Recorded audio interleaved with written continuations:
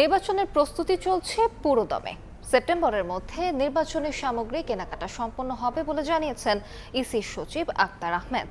সচিব আরও বলেন, ভোটার তালিকায় কারা কখন যুক্ত হবেন তা নির্বাচন কমিশন যৌক্তিক বিবেচনায় নির্ধারণ করবেন।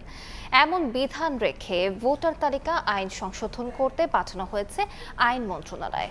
আইন সংশোধন হলে ভোটের সময় চূড়ান্তের পর ঠিক করা হবে কবে থেকে কারা ভোটার তালিকায় অন্তর্ভুক্ত হতে পারবেন।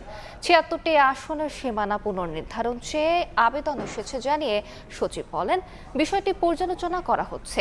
রাজনৈতিক দল হিসেবে নিবন্ধনের জন্য ১৪৪টি আবেদনের প্রাথমিক পর্যালোচনার কাজ চলছে বলেও জানান তিনি।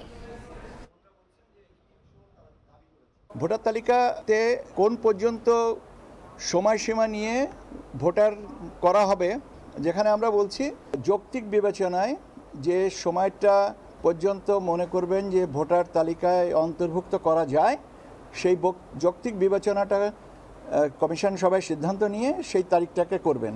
বিদ্যমান আইনের একটা পরিবর্তনের জন্য আমরা একটা প্রস্তাব করেছি এবং এ সংক্রান্ত একটা সংশোধনী প্রস্তাব আমরা আইন মন্ত্রণালয়ে পাঠিয়েছি। সেপ্টেম্বরের ভিতরে আমরা আমাদের প্রকিউরমেন্টের কাজটা করব, এই বছরের সেপ্টেম্বরের মধ্যে।